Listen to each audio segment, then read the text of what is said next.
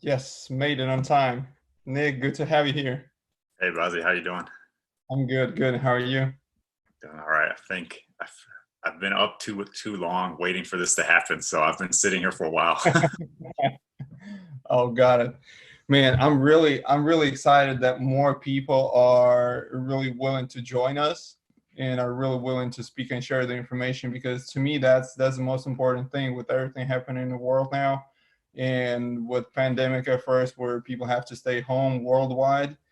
And I know there are plenty of coaches and players in Russia or in eastern part of Europe where they don't know what to do. All they can do is ball handling. I mean, ball handling can be good, but if you can do something more than that, it would be perfect. This is why I just different people sharing their experiences and sharing their knowledge. To me, that's priceless. Yeah, I mean, I love it. I mean, how many we got? 20 people speaking, something like that? Yeah. Yeah. I think when we started, it was so before we even started and we were planning it with Nick, we only had nine. And then Nick added a couple of people. I talked to a couple of people. It ended up 18 or 17. And I think now the list is still increasing. So we may have about 21 coach. So, And and I Buzzy, didn't expect that at the beginning. Buzzy, remind me, where are you at right now? I'm in Russia. You're in Russia. Okay, that's what I thought. Yep. So, Yeah. And you're in Salt Lake City, right? yeah, still in Salt Lake City for now. Got it. Got it. So I see that we already have 13 people. I guess we can start. Can you just first give a brief introduction about yourself? I figured out that it would be better if you do it instead of me. Oh yeah, sounds good. So yeah, my name's Nick Reick. I grew up in Germany. My mother is American, my dad is German. So a lot of times when people talk to me and they're like, "Oh, how did you get a visa in the U.S.?" I didn't really have that issue. I had a passport, so I can't really help people much on that end. But yeah, basically, basketball was not a big part of my life. Um, in Germany, my circles, there wasn't a lot of interaction with it. I just kind of fell in love with it through my visits to the US in the summertime. And so once I got my BA in Germany, I decided to buy a one-way ticket to the US and just see if I can somehow get involved in the NBA. And yeah, I guess I kind of just got lucky. So I moved to DC first, just because that's where my grandparents live. And I took whatever job I could get, and it happened to be Abercrombie as a manager of a store. And basically every day I just reached out to teams, applied to jobs everywhere. First time I got a call back was from the Clippers, and I applied to so many jobs I didn't even know what job it was for.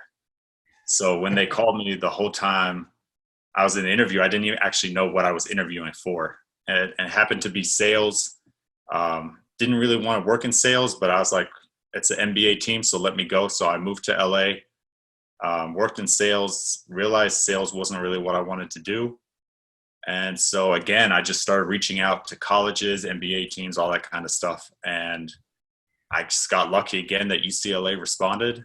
They told me I could do some youth summer camps. I met some cool people there, especially somebody who works for Huddle right now, who kind of got me a job with the women's team at UCLA. And that's kind of how I actually got onto the coaching side of things. So up until 2015, I hadn't done anything coaching related. Okay, Zero. and how old were you at that moment? 22, 22, Okay. 23. So I graduated from college in 2014, and then 2015 is when I got my first like coaching experience. And this is something I'll never forget, is the first time I had to put a game scout together. And I'm scouting a team and I'm trying to put together the play that they run. And I'm saying, like, the 4 and 5 are at the elbows, the wings are in the corner, the 4 and 5 come up to the point guard to set a screen, and point Mm. guard can come up either. And I'm going into like complete detail about what's going on the court, every single action.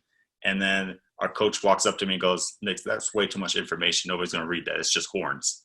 So like, that just shows you like how little I actually knew. Like, I didn't even know the term horns, or some people call it bowl. So like, and it's like a standard basketball play. So like, I really didn't know much, but I just took everything in. So after my first season at UCLA, the summertime came around and I wanted to keep on developing. I didn't want a whole summer to go by without me developing because I felt like I was so far behind. So I applied to WNBA teams, and that's how I got a position with the Dallas Wings. And again, just me being around, networking with people in my season with the Dallas Wings, the NBA Summer League started, and the Chicago Bulls needed somebody to help out. So I talked to our staff in Dallas, and even though we were in the middle of the season, they were okay with me leaving to Vegas to work with the Chicago Bulls for Summer League. And that's kind of where it steamrolled into me meeting a lot of people in the league and making those connections. And that's how I got my first job in the G League, which was then my first job was in Westchester with the Knicks. So for the first 3 years, I went back and forth between the WNBA and the G League. So it worked out pretty nicely that when the WNBA season ends, that's when the G League season starts. And the minute the G League season ends, the WNBA season. So for 3 years, I just went from one season to one season to one season to one season. And I think last summer was the first time I decided not to go back to WNBA. And that was just because I had a new opportunity within the organization where I'm at now, the Salt Lake City Stars, where it's so connected here that the Jazz have their G League staff work with them through the summer. So last summer was the first time when our G League season ended, I was able to join the video room throughout the playoffs of the Jazz. And then once that ended, they added me to the front office. So I got my first like NBA draft experience and see how it operates. Okay. So, and one thing I wanted to be clear, and when we talked before, I think you mentioned that in our private conversations, did you have any playing background or coaching background before you started working with WNBA team with Dallas Wings?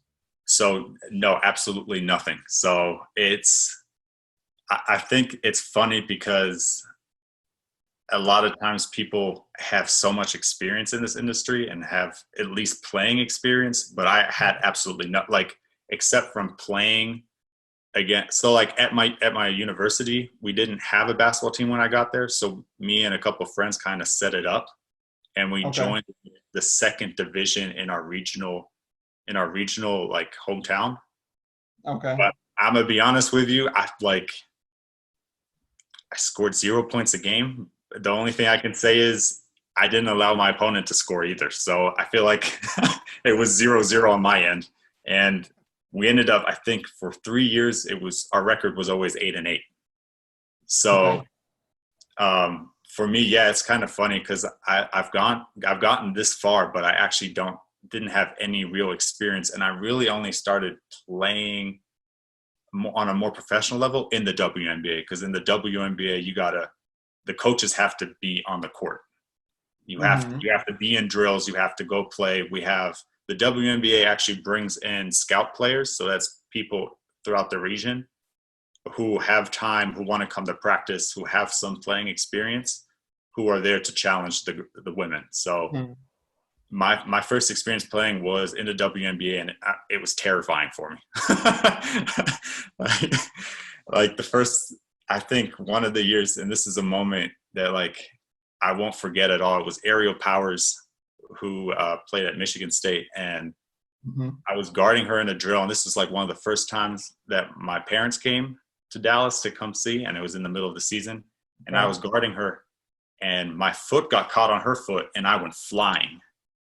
And luckily, that exact moment, my mom and dad left the room, but all the players were like, "Oh, you lucky your parents didn't see that." And so it was definitely a humbling experience, but I really loved it. Like I feel like I started really understanding the game just by being allowed to play. Because if you compare it to UCLA, the college rules are set up that video coordinators can't actually participate on court stuff. Okay. So you do all the video work and all that kind of stuff, but you're not allowed to actually do anything on the court. So when I went from UCLA, I was like, oh, I got this. I don't actually have to be on the court. To go into the WNBA, I was like, oh, it's it's very different. I actually have to be on the court every single day, and my video work comes second. So I still struggle at times. I'm probably not probably the worst guy on the court in practice, but I have a lot of fun, and I feel like just by understanding the game more, Mm-hmm. it picks up a little bit more, and just being on the court with players actually helps them respect you a bit more. Mm-hmm. Yeah, I agree. And the reason why I wanted to bring it up just because some people are thinking that if you don't have any playing experience on the professional level, there's no chance that you can get a job at the professional level. And your example is the perfect one where you don't necessarily have to play pro in order to land a job. So it still depends on how bad you want it and what you're willing to do to it. Exactly. I think for the most part, you basically just have to build trust with players. And the Mm-hmm. best way to build trust is, well, first of all, to be on the court with them so you actually get a feel, but you show them that you know what you're talking about, and you can show them in other ways than your skill set. If you can show them stuff on film, you can show them stuff on the court. It doesn't matter if you actually have the skill set to do it, because usually a professional player is going to be better than you anyway. Yeah. Mm-hmm. So if you could just help them develop their game, that goes far. And on top of that, and I think the biggest struggle people might have is being honest with a player, because a lot of times you're trying to build a connection. You don't want to tell a player that they might lack a skill on something if you haven't built up the trust before that you have their best interest at heart. Yeah, I So agree. that to me is the biggest thing. But yeah, I've along the way I've met a bunch of people who actually haven't played, but somehow were able to find a role within an Okay. organization. So it definitely helps if you played, but not everybody was that fortunate. So like for me, example, I didn't grow up in an environment where people were interested in basketball or played basketball. Mm-hmm. Got it. So that was a nice little introduction before we go straight to topic. Nope. So the topic is in-season development for WNBA and for G League, and Mm-hmm. obviously you have experience in both. So I wanted to start with asking, how does the process of in-season development go? How do you decide what needs to be worked on? Just the goal setting. So yeah, in-season development, I think to really understand in-season development, you have to kind of understand how the league is built.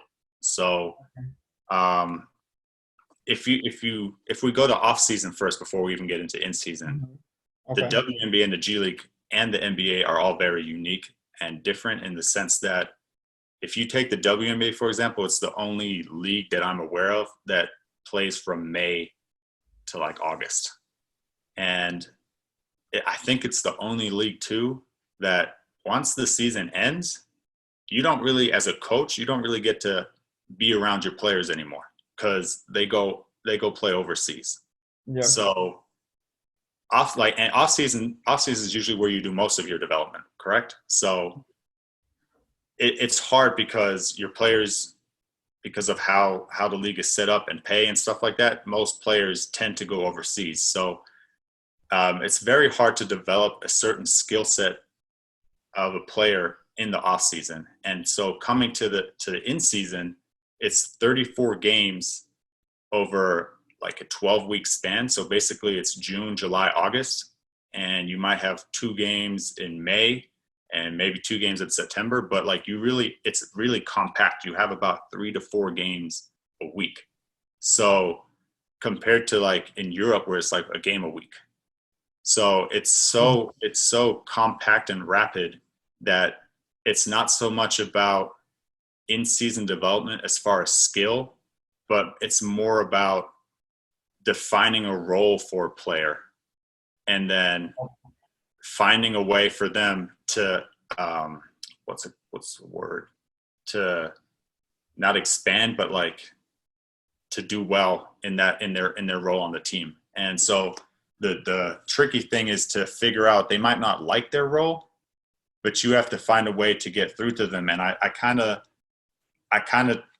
take the advice of like my own life experience of you might not like the role you have. You might want to be somebody else or in the system, but the only way you can develop to that point is if you do your role well, build trust within the coaching staff, and you show that you can do more. So my whole thing is, let's focus on your role, and then once you get more minutes, it's basically finding your way to the court.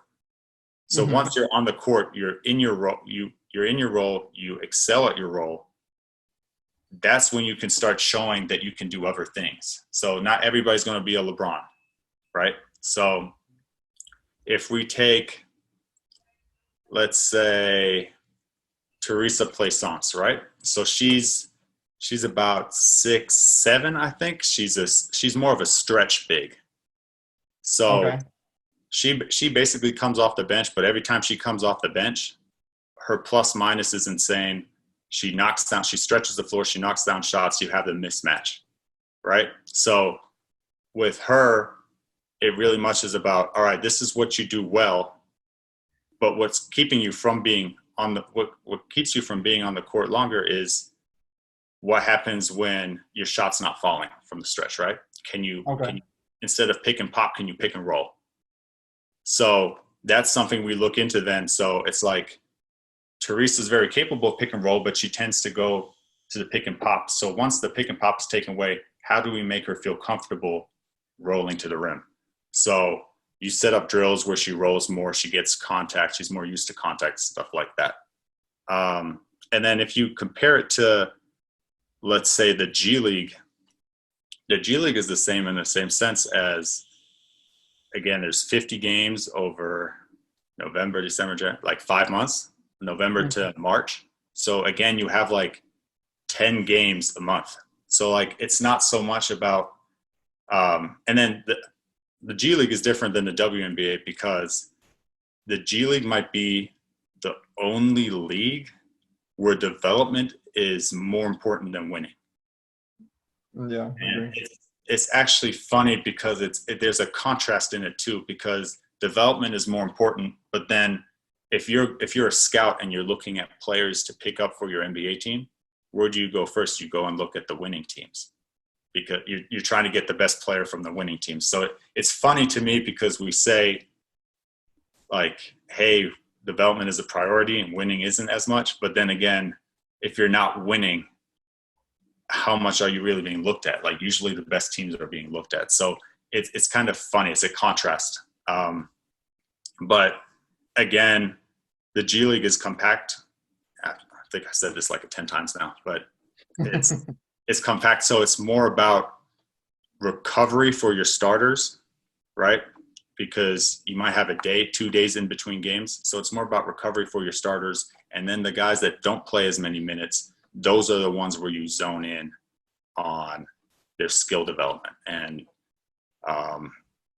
basically, I think, can I screen share at all? Yep, 1 second. Let's see. Yep, you're good. So to show, so right here, this is how we have it in the G League kind of set up. And we have different kind of days, right? So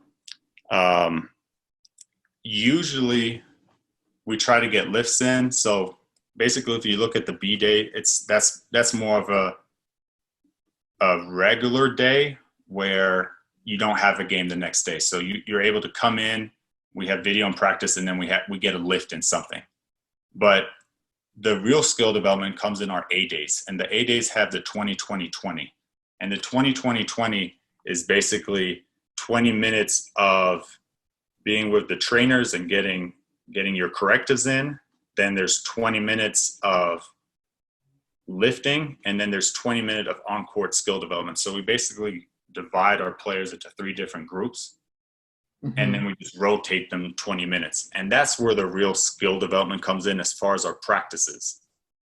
Outside of practice, it's more about a player finding their respective coach, right? And getting together with them and working on what they agreed on. So I think, let me see where I have it.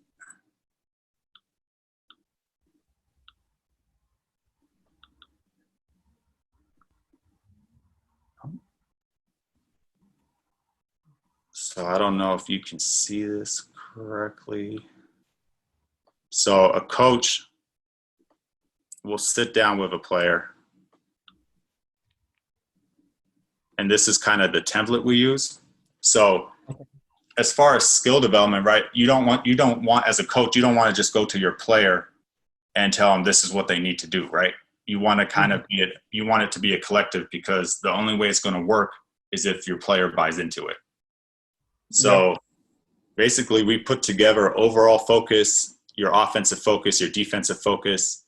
This is kind of left for like our trainers, the athletic department, not the athletic department, the health, we call it the health and spa department. Okay.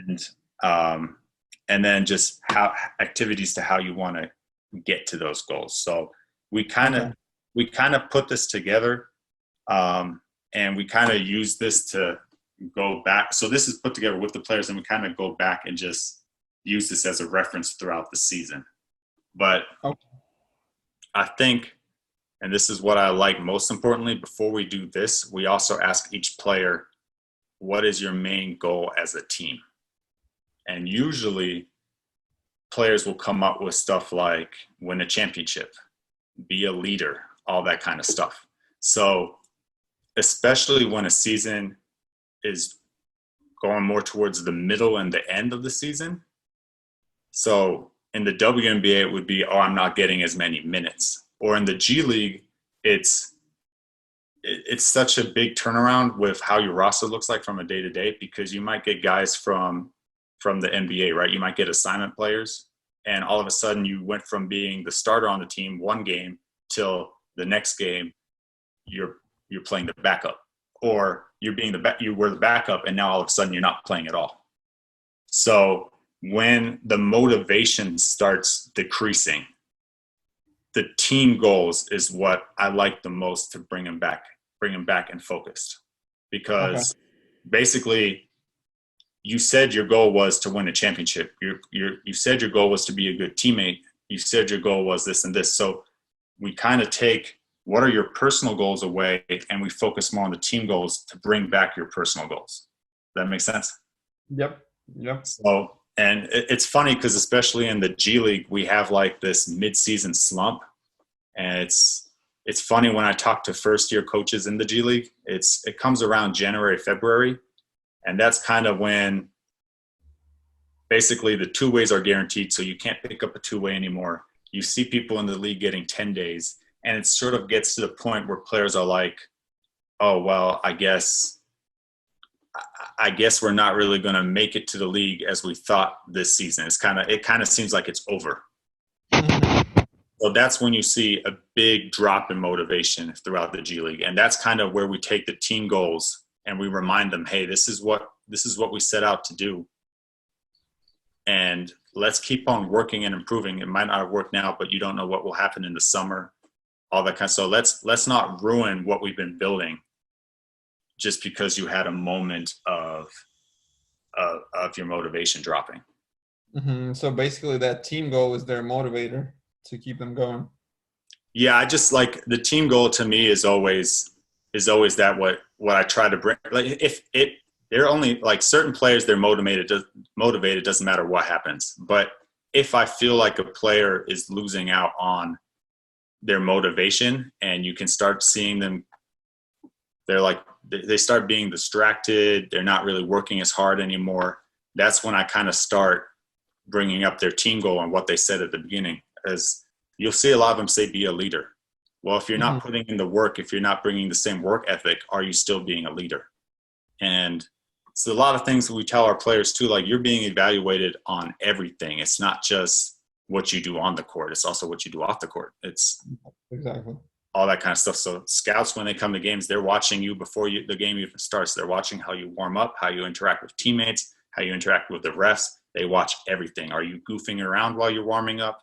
All that kind of stuff. So I guess to sum up the in-season development is more about what is your role and how can we expand on your role and how can we put you in the best situation for you to look good in whatever your role is. And then off season comes along where you actually try to develop your skill. It's just more difficult in the WNBA just because you can't get your hands on the players. And I can only think of 2 players in my WNBA career that didn't actually go overseas to play. One is Skylar Diggins-Smith, and she has her own trainer, and she got together with our head coach, and they worked out throughout the whole off season. And she has a work ethic that I haven't seen on a lot of players, so she's always ready to go. The other player, she came out of college a little early, so she went back to school to finish her degree, and then she worked pretty hard in the off season. The interesting fact to me was, even though she worked hard and she was in shape and she was good to go, there's a difference between being in shape and ready to go and being in game shape. So it was interesting to see the contrast between all the players coming back from overseas and they were all ready to go and ready to play. And it took her about 10, 12 games to really, she wasn't bad. She just wasn't exactly where she left off last year. Okay. And it took her 10 to 12 games to get back into the rhythm of playing that many games in a row. So in the WNBA, that means a lot, right? 12 games, that's a third of your season already. So it definitely is different. So it's going to be very interesting to see how the WNBA develops, especially with the new CBA. And they're trying to keep players more in the U.S., and teams might probably get more of a chance to get their hands on players during the offseason to actually see, does it take the WNBA longer? Does it take the players longer to get in game shape? Or does it actually have no effect whatsoever? So it's definitely interesting to see. I'm looking forward to whenever that happens. Okay. And when you showed the development file for the G League, so there was offensive focus, there were 3 focuses, and defensive focus, there were the same 3, and some of them had AB and some of them had ABC. How do you decide what is number one thing that we need to focus now within the next 2 weeks? Or do you have a term where you're okay, for this month we're focusing on goal number 1 on finishing on offense, and let's say rim protection on defense? Yeah. I think so. The goals we set are something we do continuously. It's in your 2020s. It's before practice. It's after practice whenever you get in with your coach. Okay.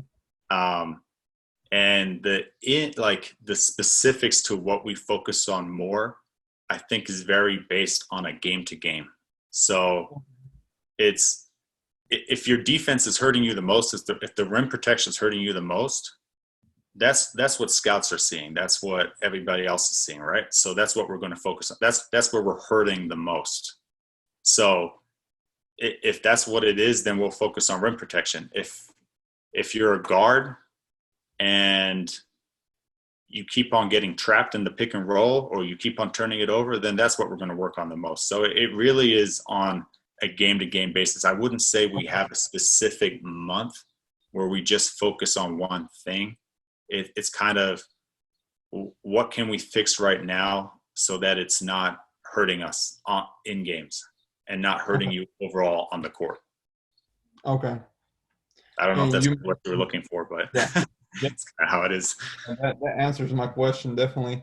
And you, and also the majority of coaches who work in NBA and G League that I get a chance to talk to, all of them have those daily vitamins, those 20-minute workouts.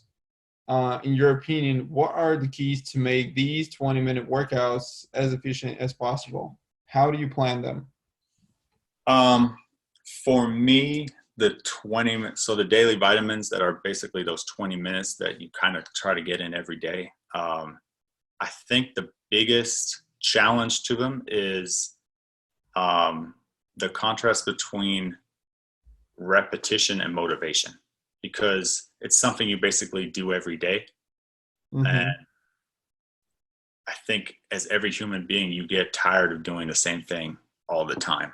So in the WNBA, what our head coach usually did is he tried to make it a competition. So it was either, if it's a shooting drill, this is how much we got yesterday, can we beat it? And it kind of got to the point where it's like, if you don't beat it, we go again. So it really added motivation to it. Or you split the team up into two groups. Let's say it's ABC rebounding, where it's basically you have 3 players on the perimeter and 2 on the wing and 1 at the top of the key. And then you have 2 players in the paint. And basically a coach holds the ball under the rim. He throws it to one player. That player shoots it. And the 2 players on the perimeter that didn't shoot it, they crash the board. And the 2 guys in the paint have to communicate and figure out how to box out and secure the rebound. So you make it a competition where it's like you have to get these many stops for you to be able to get off the court. And it's a little different to how we did it in the G League, because in the G League, it's kind of like, it's funny too, because in the G League, nobody actually wants to be in the G League, right? So we're all there, but actually nobody wants to be there. So we all want to be in the NBA. We all want to get to the next level. So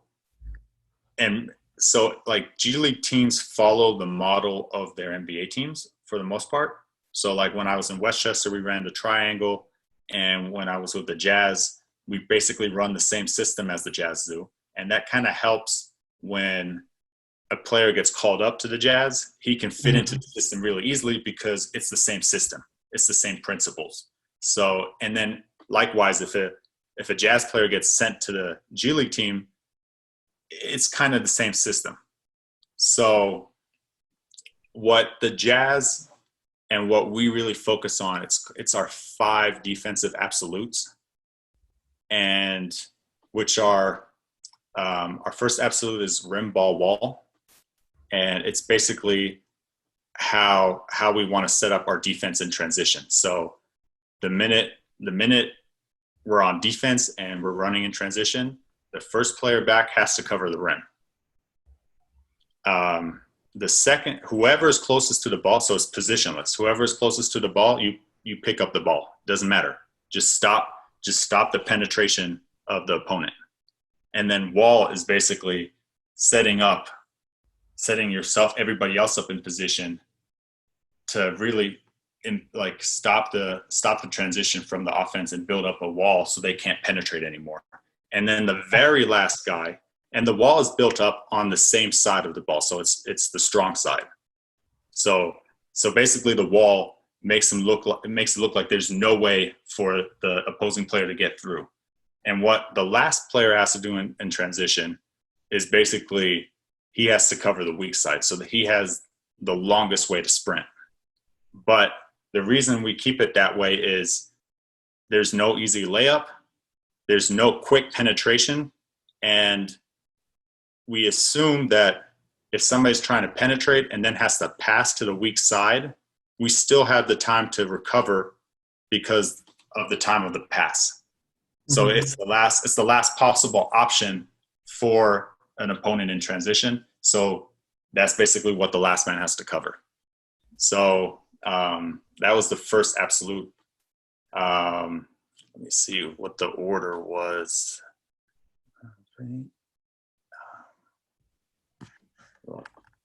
I should be able to just list it without even having to think about it, but it's been a while since we've been talking about it. So then our second absolute is no middle, no paint. And so basically what we do is we basically try and filter the entire opponent's offense to the baselines and sidelines. So basically it's what it means, no middle, and then don't allow them to get to the paint. And that way we can really much control where the ball is going. And this helps with our third absolute, which is cycle of help, which is basically weak side help. And then if the weak side help comes, then the person who's at the top of the key, or not top of the key, but at the elbow, who's also weak side, he has to then make the decision, do I X out or do I stay with my man? So that's our third absolute. And then the fourth is contest. So we always want to have a hand up. It doesn't matter the situation. So our pick and rolls usually, and this is, I think we're one of the, if I really want to say it, I think maybe one of the only teams in the G League that actually in pick and rolls have our bigs up. Okay. Usually a lot of teams sink their bigs. I think we're one of the only teams that actually have our bigs high up and contested. And only until the guard tells the big that they're back and recovered, that's when our big can go back to their man. So our cycle of help is big and our contest is big. And then obviously the last focus we have is close. And that's basically secure the rebound, box out. So these are not just our absolutes, it's the Jazz's absolutes. And so in our daily bread, we emphasize that if you want to make it to the next level, if you want to make it to the Jazz, these are the things that they look at to get you there. So the motivating factor is this is what you need to do to get to the next level. Okay. So we don't have the same thing in the WNBA, right? Because they're already at the highest level. Mm-hmm. Yep. So let me get to all those absolutes again. Rim ball wall is 1, 2, no middle, no paint. 3, I missed the third one. 4th was always contest. 5th was secure the rebound. Yep, close. So the third one is cycle of help your man out. Yeah. And then as far as our offense is concerned, and here it's a little different, right? Like the WNBA and the NBA and the G League, it's all basketball, right? It's the same game. It's pretty much as far as you try to put the best players on the court, and then you try and exploit your opponent's weaknesses and put yourself in a position to win the game. The difference is that in the NBA and the G League, you have your players rely a little bit more on their athleticism and just natural skill, whereas in the WNBA, they're more fundamentally solid. On top of you try to exploit the opponent's defense, but you keep on going till you find the gap, until you find the weakness in the play. Whereas I feel like in the G League NBA, you have it a bit more where you basically try to get it to your best player or you try to exploit the mismatch, and then you just let that player go to work. In the WNBA, it's a little bit more, let's keep on running what we're running, and wherever we find the gap in the open shot, that's what we're taking. So we have a little bit of a different rule with the Stars and how the Jazz play, because the Stars and Jazz really much believe in ball movement. It's not so much, hey, have this one person just go to work. So our rules as far as our daily vitamins on the offensive end are, we call it 0.5.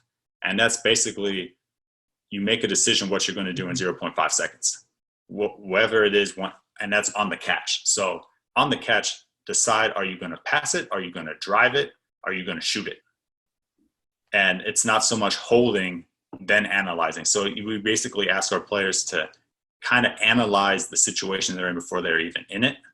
And then we focus very much, and I think this is a trend that's happening more in the NBA and the G League, which is everything's at the rim or at the perimeter. And we don't really want to completely cancel out the mid-range. So we kind of have it, we call it 40-20-40.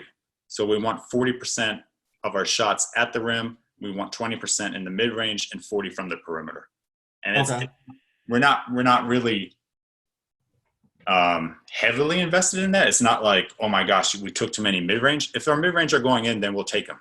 And it's just funny because if you look at the Houston Rockets, and we were analyzing their that's what I wanted to mention. Mm-hmm. So we had 2 or 3 players after they were with us join their G League team. And I don't know how accurate this is, but some of them were saying like the minute they take a mid-range shot, they're subbed out of the game. And it's funny because I looked at the stats too, and you could see that 3% of all their shots were only mid-range. So they really kept it to the perimeter and at the paint. And I don't think that trend has translated to the WNBA yet. It's basically, let's get the best shot where we can. It doesn't matter where on the court. Mm-hmm. And it was the same when I think 1 year ago I was consulting one NBA player that was on the Rockets team, and I was in touch with his agent. I was breaking down the film for him closer to playoff and during the playoff. And each game I'm talking to agent, I'm like, okay, look here on a closeout, it's wide open for him to pull up on the mid-range. And he's like, paint shots or threes. I'm like, okay, so on a closeout, he can only side dribble instead of attacking to the basket. He's like, yes. I'm like, okay, okay. It's interesting that you mentioned that, right? Because it takes away a whole part of the game. It takes away a whole, like, you look at Kobe, you look at Michael Jordan, they all use the mid range. So Yeah. it's funny that the NBA is trending in this direction. It's interesting to me to see what the next trend is going to be. But I want to kind of focus a little bit more on you saying that you were talking about to a player and you were trying to tell the agent and all these kind of things. And I think that dynamic is also very, very interesting between a coaching staff on a team and then a player's trainers. And this is, I think, how do I say this? So, like, for example, after I left the WNBA, right? I'm still in contact with some of the players. I watch their games and I'm trying to analyze their games or trying to have a conversation with them about it. Obviously, I see certain things, but the bigger question is, the question I always ask myself is, what did the coach want? What is the system? What is the role? So I'm trying not to give them advice that clashes with what the coaching staff is trying to do. And even though it's like, from a trainer's perspective, you're helping a player as far as their skill and seeing the court, it can kind of, and this is what the WNBA and coaches I hear a lot say about a lot, is like, this is hard. And this is something that, like, for trainers who are outside, I like, there's no problem with you, like, giving advice, right? Because usually you like, not usually, you guys know what you're doing. You're seeing stuff correctly. It's just maybe at that point you don't know what the system is or how the coach wants to utilize a player. And so you're getting into a player's head, and then the player, obviously because they like what the trainer says more, might start going against the coach, which then turns around and hurts the player because it's not working within the system and their role. And now they're kind of revolting against what the coaching staff is trying to build. So I'm not saying there's anything wrong with it. It's just the dynamic is something very interesting to me. And that's what I tried a lot when I reach out to WN players. I first try to see, what is their system? What is their role? Why were they thinking this? Because, like, let me take Azurá Stevens, for example. They're at the same situation. I felt like she could have faked it, taken a dribble in, and then taken a mid-range. But it wasn't what she was supposed to do in the system. So I didn't want to contradict what the coaching staff is trying to do with her. And I'm not, like, I think what I'm trying to say is, and this could be family members too, try to not get into players' heads that makes them kind of rebel against what the coaching staff is trying to do. Yeah, I fully agree with that.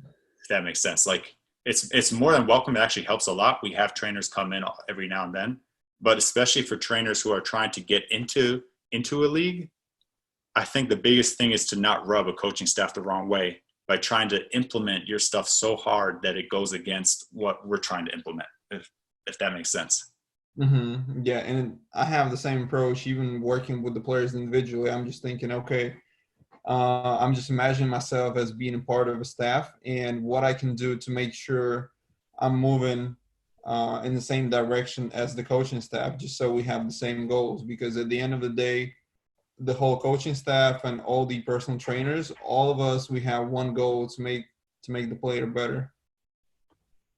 Yep, exactly. So, and that's what most trainers that are really been around for a long time do, right? They try to see what the staff is doing and they try to figure it out.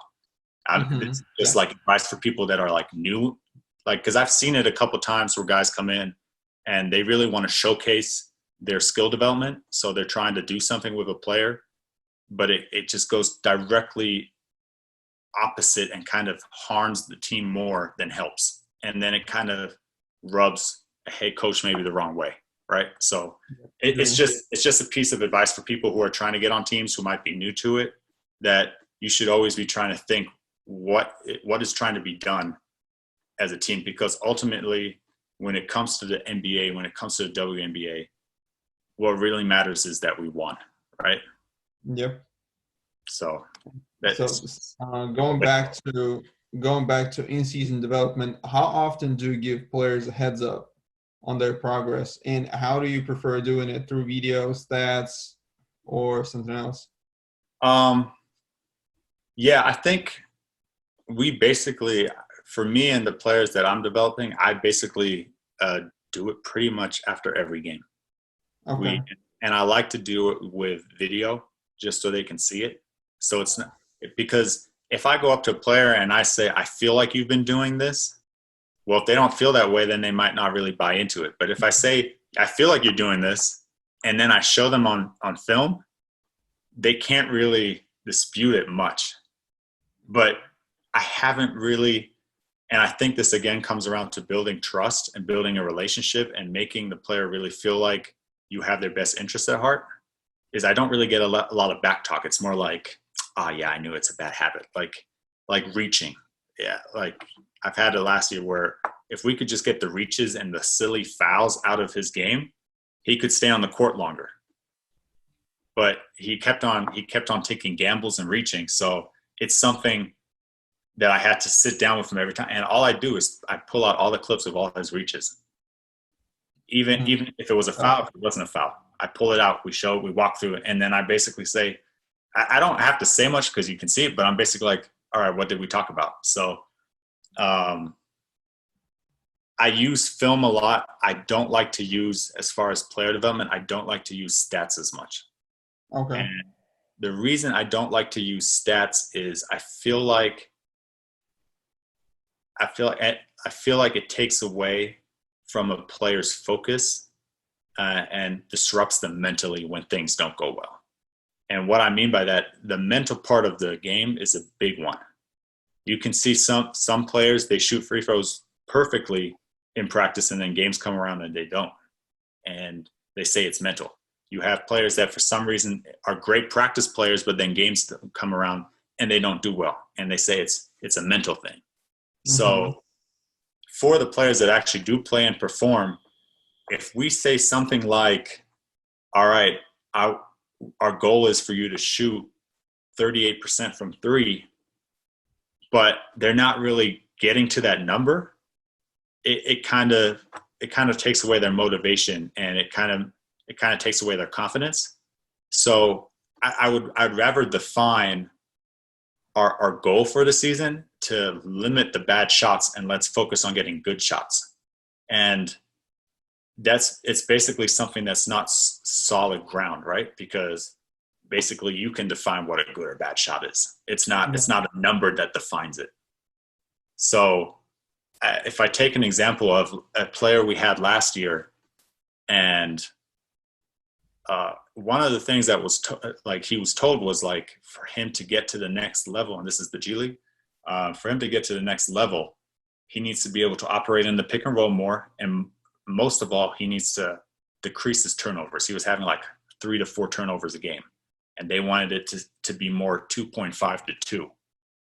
And literally the players focus, every time out, he'd come up to me, because I have the stat sheets, and be like, how many turnovers do I have? How many turnovers do I have? So I didn't really like it, because I'm like, you're so worried about not turning it over, and you should be worried about making the right play. Right. So I like the focus to be more, let's focus more on making the right play. And if you turn it over, let's have it be, so to speak, a good turnover. And what I mean by a good turnover is you're trying to make the right play. It didn't work out, but it goes out of bounds. So the other team can't come on a fast break. Like a turnover is never a good thing, but there are bad turnovers where you just lose it and they go on fast break, they get an easy bucket, and a good turnover where you actually read everything correctly. It just didn't go as planned, but it went out of bounds. You're okay. Like, it doesn't matter. So that's as far as my player development. I like to focus more on, let's make the right play than, hey, let's decrease your turnovers by 2. Like, it's a number. And if they don't get there, then I feel like it just totally takes their confidence. It takes away their focus and all that kind of stuff. Okay. And talking about film, you said that's one of your favorite ways to show the progress. How often do you add subtitles to it? Or do you just let it play first and then you ask a player, what do you see? Or maybe you just go right away and explain what happened here. Um, What's your idea here? so film it's a little bit different every day, if I'm honest with you. So Okay. the thing that stays constant is we break up the film and I send them the film. But it's not broken down to, hey, we want to correct this. This was done well. It's more corrected to, here are all your minutes that you can watch by yourself. So, Okay. and I usually send two clips to them. So one is all your minutes, and then back in the day when I was a video coordinator and Huddle wasn't doing that for teams yet, but Huddle is the company that provides almost every single team with the software to cut games and cut film. So Okay. they brought out a great new feature which kind of breaks down everything for you. So as a coach, you don't have to do it anymore. And what I like about the feature is it gives you the minutes, but it also gives you every kind of statistical moment. So it's like an 8 second clip of a player's shot, their rebound, a block, a steal. So it has all of them Okay. right there. So I send them a clip, which is like, depending on how many minutes a player plays, but maybe 3 to 5 minutes. And that's all their shots, rebounds, all that kind of stuff. And then I just send them a clip with all their minutes. And that's basically for them to watch by themselves if they ever want to reference it. And what I like about that too is if I send it to them after every game, they have it. And if their agent ever requests film, they can just give it to their agent. I don't have to go back and find it and cut it for them. So they have True. it already. And that's how they get jobs, right? They send teams overseas film, all that kind of stuff. So they have it Mhm. already. They can use it and get a job somewhere else. And then as far as me sitting down with a player, um, it really depends on how much I want to focus on something. Sometimes I basically clip it and I have it categorized in, these are all your reaches, this is all bad spacing, this is all good spacing, any kind of stuff like that. And then we just go through it. And what I usually like to do is hear what the player thinks first. So, Okay. and then I go off of what the player thinks. And I might agree, I totally disagree. And when we both agree, it's really easy. If we both disagree, then we can get into it a little bit more. But um, if that's not what I'm doing, where I break it into categories, sometimes I just sit down and watch it with them. And it's funny because sometimes they see things that I don't even see. So I like it because then they mention something, and in my head I'm like, oh, that's actually not that big of a deal. But then we actually get to talk about it, and I feel like it brings a nice dynamic where it's not just me. I feel like it goes towards not just me telling them, but it's more of a collective, hey, let's analyze your game and let's try to get better together. And it's kind of how I feel like I build most of my trust with them. Okay. Okay. And talking about the length of the videos, you mentioned when you're saying that when you're sending the videos to players, it's just the whole all their possessions. But if you're watching it with them, Mhm. based on your experience, can you say there is an ideal length where players have the whole focus through the whole video? Um, like I said, when I send it to them, I send them the whole thing, but that's their own time. So it's really up to them, right? Um, and I feel like a lot of people who have worked with players will understand this. Their attention span is very small. So you try to really keep it to, I think, 3 to 4 minutes is best. I think more than that, and it kind of just becomes too much. It's like, all right, I got it. And it's also like how much of a certain clip will you show? If it's like, let's go back to bad spacing, like you're not going to show them 10 clips where their spacing was bad, because at Mhm. some point they're going to be like, all right, I get it, leave me alone. So you try to show them 3 or 4 possessions, maybe just two, depending on how much different stuff you have to show them. So, but I think you need to show two at least, just because if you show one, then it's like, it's just a one-time thing. But if you can show them two, then it's like, no, it has happened more than just once. But if you ask me, my total time would be 3 minutes. And that's not just for when I do one-on-one with a player, but it's also, I think, in general in the video room when you're showing personnel of an opponent team and all that kind of stuff. 3 to 4 minutes is kind of where everywhere I've been, that's kind of been like, let's try to keep it in this time frame. Okay. And pre-game, how much of it would be negative? I understand it might depend on the player if he's really able to take all the criticism, or if he's not mentally strong. You can give 2 examples of types of players. So you're talking about pregame and showing them correctives in pregame, or just the routine? Yeah, pregame and showing them the good things and the bad ones. So when it's right before a game, I don't really want to show them things where I'm like it's not going to be stuff where it's like, here, your form was off, let's correct your form, right? Mm-hmm. Because when the game comes, I just want your instinct to take over. I don't want you thinking about, oh, let me get my hand on the ball correctly, let me get in the right shooting form. It's before games, when we're talking about something we're improving, it's more stuff where I'm just like, it's stuff that I don't want to affect their mental side. So it's stuff like I said, try to think of not reaching. If you have the urge, let's not gamble. So it's not stuff like, hey, let's think about all these steps to, oh, let's find your balance when you get in. But it's more like, it's really like, instead of focusing on finding your balance, let's just be ready to shoot. Mm-hmm. Just be ready. Like, expect the shot coming. It's not so much about think about squaring up your feet and all that. It's more, let just be ready to shoot. Instead of thinking the ball's not coming your way, just be ready. So as far as like improvements, it's really stuff where I don't want them to overthink. It's more quick hitters and just like reminders. And then I like showing them all their positives just to give them a confidence boost, and let's be ready to go. Fully agree with that. All right, I have one more question on the topic before we go to Q&A. So all the listeners, if you have questions to Nick, you can just type it in the comment section, and while he's answering the last one on mine, we can go straight to it. So one more thing I was really interested in can you tell me, in your opinion, working with WNBA players, is there any difference skill-wise that you would want to focus more with professional female players rather than male players? It's a good question. Honestly, I think people are expecting me to say something as far, because they feel like the game is different as far as athleticism and all those kind of factors, but ultimately it's still the same game. And I feel like, and I've gotten this question a lot, is like, how much more importance is a floater in the women's game? Oh, that's a good one.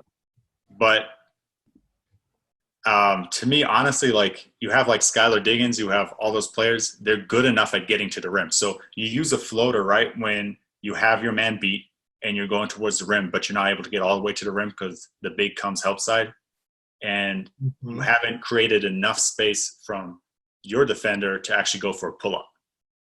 But I feel like that, like, people underestimate, I think, sometimes how skilled these WNBA players are. It's really just 12 teams and 12 players on a roster. And I get this every year. Every year I was in the WNBA, I looked at our roster and I was like, oh my gosh, we're going to win this year. Our roster is stacked. And I forget that every other team is stacked too. They're not like, it's really the best of the best. There should be more WNBA teams.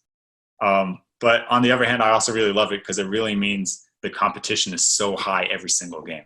So you have players like Tarazi and Sue Bird and Skylar Diggins, like, they can just get to the rim. They're able to beat their opponent and then get around the big.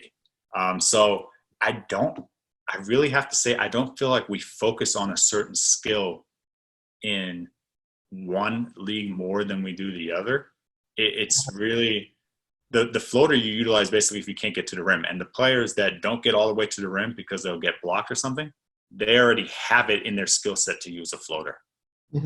So obviously it's more of in the WNBA, if we're playing like a Brittany Griner, a tall center, or Fouls, or somebody who's a good shot blocker, it's just a reminder, hey, if they come to help, you can utilize the floater, or you can snake it and mash around and then try and make a play out of that. You don't have to go straight for a layup.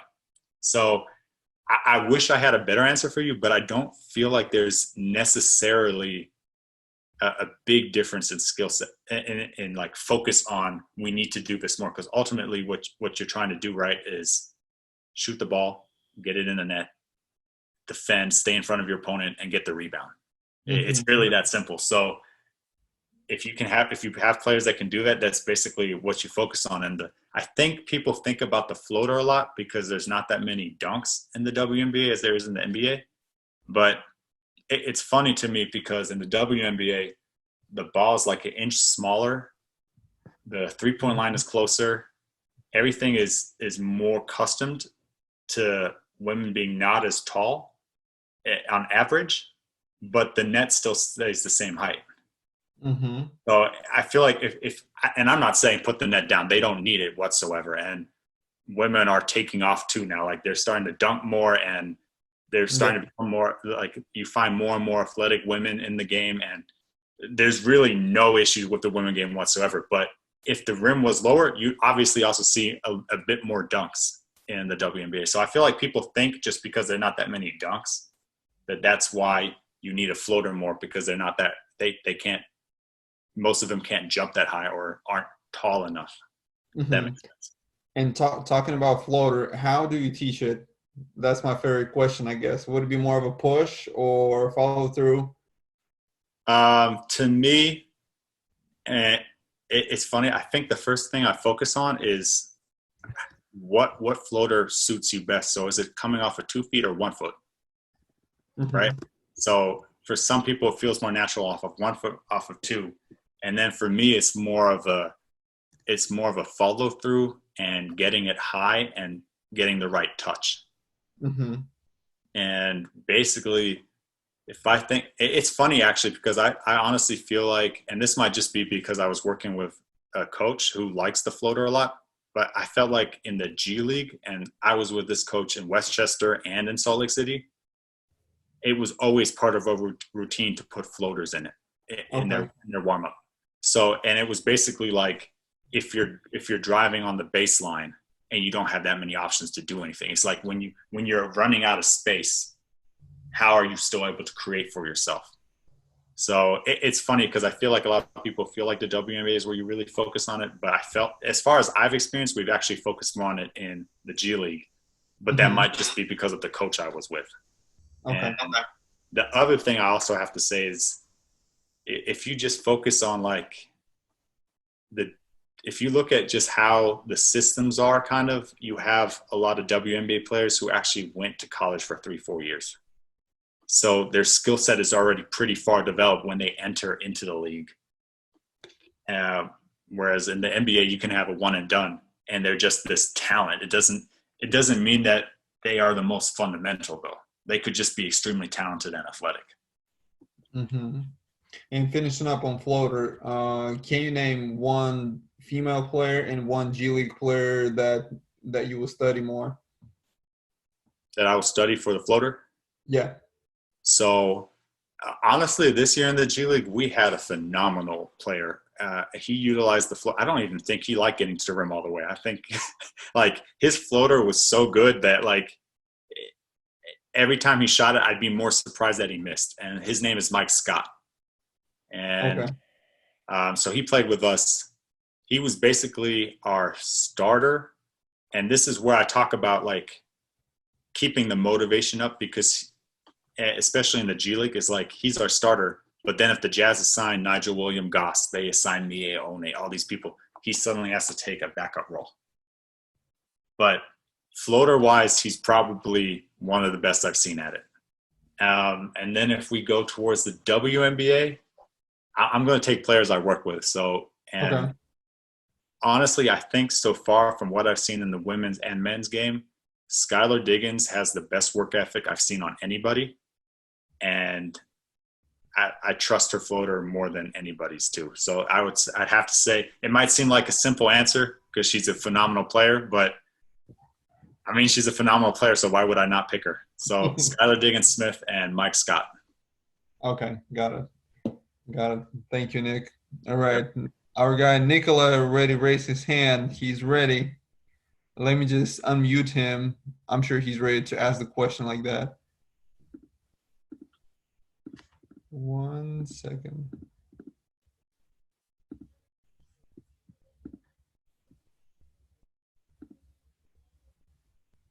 So I ask Hello. him. Hey Okay. guys, can you hear me? Yep. Yes, Can you hear sir. me? Good to see you guys. Yes. So, my question, let's get back to the situation you said about the player who doesn't know how to beat the rep situation, pick and roll. And let's say we're coming to playoff and he's not really getting better. What would you do? Would you rather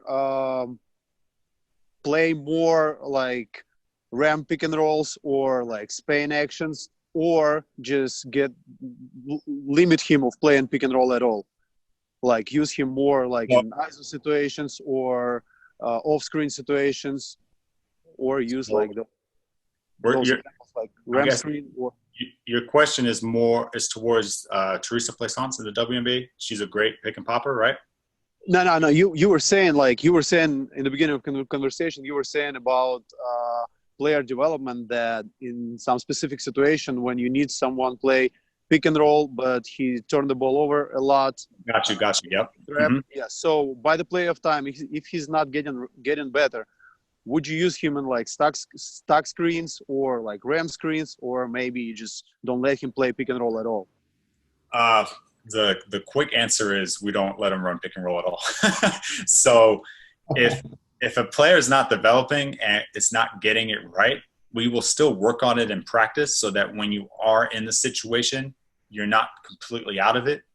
But if a player is not able to perform and it's hurting the team, you have to find a different way to utilize the player. So if you're not capable of utilizing the pick and roll, then we're going to put you in a position where you're going to play off ball. We're going to put you in a position where instead of, I don't know, let's say it's a late shot clock situation, usually we'll have the big come up because we prefer to create a situation out of the pick and roll in the late shot clock instead of just going ISO. But if a player struggles with a hard hedge or whatever the pick and roll defense throws at him, then we won't have the big come. We'll just leave him in ISO and see if they can perform out of the ISO. And I mean, honestly, if that doesn't even work and you really can't find a way to somehow get this player going, first of all, it kind of would be a failure on the coaching staff. But on the other hand, it's also a professional league. So this might sound really harsh, but we'll find somebody who can do it. And it's not just with players, right? Like everybody's replaceable. Like I'm not trying to be hardcore on them at all. It's basically, can you get it done or not? It's not something as far as, oh, we're being mean or something like that. Yeah, because we had a situation this season. We had a player who's pretty efficient in pick and roll situations, but he just couldn't execute it well in some specific situations. So we just managed like, as we said, like hard hedge or trap situations. So we just managed using more ram screens when 3-man set a screen for X5, and then he'll need to only beat like drop coverage, and that's it. So it really helped us this season.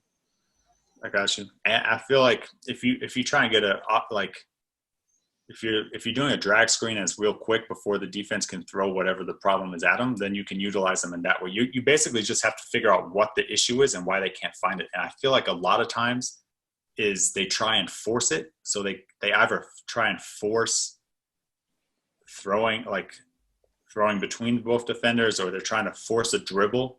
And honestly, the most simple solution usually that I found is just take a back dribble, create space. You'll be able to see the floor better, and you'll be able to make the easy pass. I think the biggest issue usually is just them forcing it, right? And a lot of people forget it's super simple. You can just take a step back, get out of harm's way, and make the easy pass out of it. And then you can get the ball back after. You can run another pick and roll. But if you're in trouble, just take a step back. So I feel, and usually, and I'll be honest, till now I haven't found a situation where a player isn't able to correct it. They're skilled, they're talented. So like we haven't had to be like, oh, they can't run a pick and roll, we're going to just go find another player. Usually it is as simple as take your time, take a step back, see the court, find the easy pass, and don't freak out. For sure, for sure. Thank you, Nikolai. Man, good to see you. Good to see you too, man. And good to see you asking the question with the voice, not with the comments. I've got a ton of the questions, but I don't want to take your time, guys. So maybe. All right. Maybe. All right, Nick. I got two more, and if there's no other people who wanted to ask, I'll just go straight at it. So I know you've been also a video coordinator for Germany national team. Yep. And so you basically seen a lot of Europeans who were playing in Europe and who are also coming to play in the G League. In your opinion, what are the main things that Europeans need to work on to be more prepared when they come to States and play in the G League or NBA? So this is actually the funny thing, because growing up in Germany, I didn't watch that many Europeans.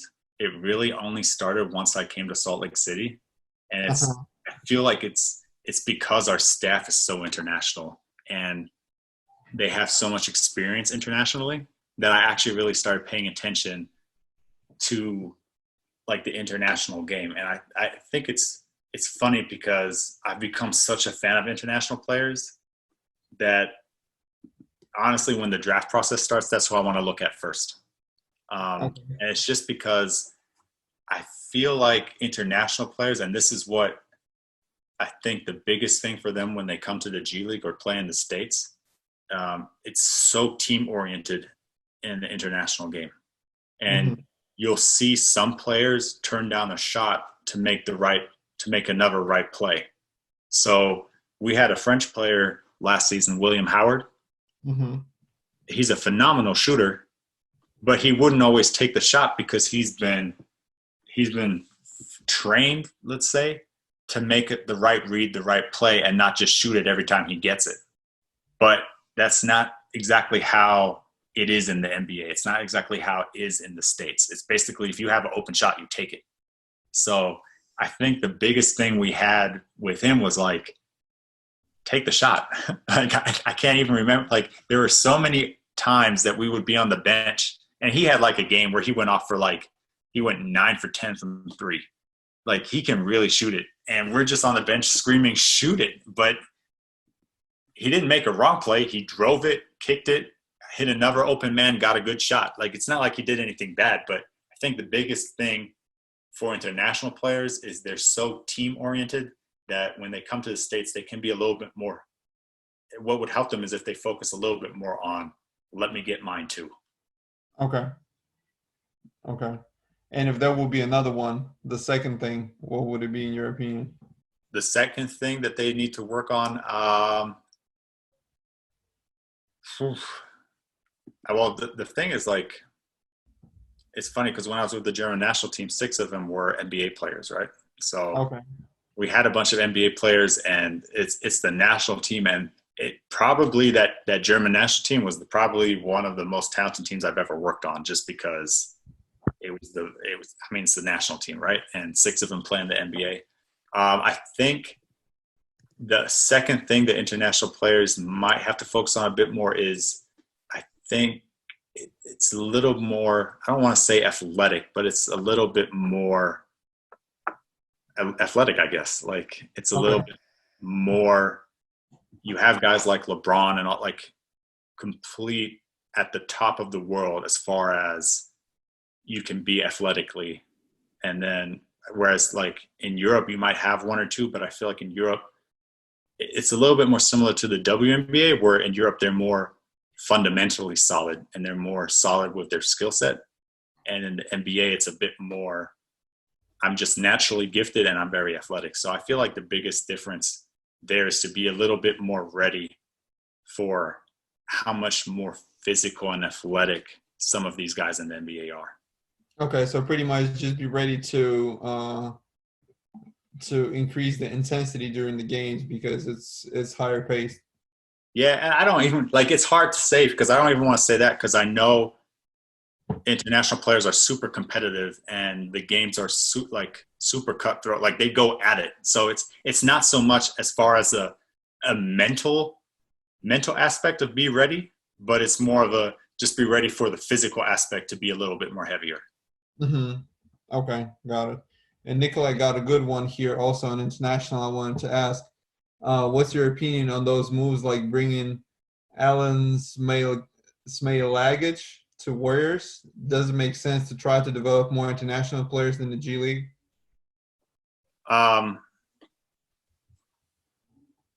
Was it a good move on there? And yes, I think it's a phenomenal move. Actually, our staff over here loves him, but we love him not just for his skill set, but last year it came down to the Clippers G League team and the Warriors G League team. And if the Clippers won that very last game, then they would be in the playoffs. And if they lost it, we would be. And Smailagic was a big reason that the Warriors won that game and we actually got into the playoffs last year. So we're a big fan of his over here. I think from the Warriors standpoint, that's a great move to grab him. He's still 18, 19. And especially if you think of it, international players have been playing pro for such a longer time than people in the States, because here you go to college instead of playing pro. So usually international players are already used to playing against professionals, right? So to have an 18, 19-year-old who already has the experience about playing against grown men and playing in a professional setting, and to get him that young and just develop him and build up his trust to the organization, but also get your coaches to interact with him and be able to shape him the way you think he could fit with your franchise. I think it's a great move. So yeah, we were looking at him too. So it wasn't just the Warriors looking at him. Got it.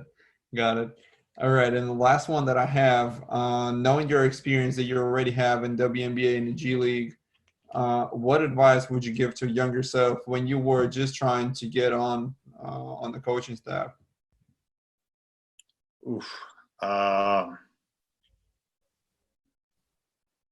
Well, I think the biggest advice from myself was to be a bit more confident in myself. It's not that I wasn't confident. I went after every opportunity I got, but I feel like a lot of times I felt like my opinion was less worth a little less, or didn't mean as much just because I didn't play professionally. Okay. But I would just say have more, because a lot of times I would think something, I wouldn't say it. And this is more when I was younger and I didn't say it. And then somebody else would say it and they'd be like, oh, great. And I'd be like, well, damn, I should have opened my mouth. But there's a fine line too, because the same as it is for players, as in finding your role within an organization, it's the same for everybody on the coaching side. It's you come in and you want to make all the shots and you want to make all the calls, but if the coach already has 2 assistant coaches and it's a situation, too many voices can be too much. So you have to kind of pick the moments you say something. And I think I did a good job at not overreaching and saying my opinion in situations where I shouldn't. But I feel like I could have done a better job at finding the spots where I could have said something, but I didn't. Okay. Got it. That's a good one. Yep, man, I wanted to thank you for your time. That's really priceless to me that, again, all the coaches are willing to share. And for the ones who were not able to attend it, we'll make sure we save it and we'll upload it to YouTube. And me or Nick will also send you the links just so you can use it if you need it. But yeah, other than that, thank you again for your time, and thank you to everybody who tuned in. I enjoyed it. I got my notes ready. Just now it's time to apply it. Appreciate it, Bazzi. Bazzi, I really appreciate the time you put into all of this and interviewing people, man. And I hope that I've heard so much about you. I've seen you around people that I'm very close to. I've just never gotten the opportunity to actually meet you yet. So I hope it happens soon. Yep. Oh, actually, we met during the G League showcase in Vegas, but that was just a quick one. Did we? Yeah. Oh, wow. I don't even recall that. And when Benny Worldwide was showing all his tricks. Oh, but that was a quick one. I don't know, maybe like 20 minutes or something like that. Yeah, We'll definitely get a chance to meet for longer. Focus on the magic tricks. Yeah, I agree. All right. Well, thanks, Bazzi, and thank you everybody for attending. Yes, sir. Have a good day there.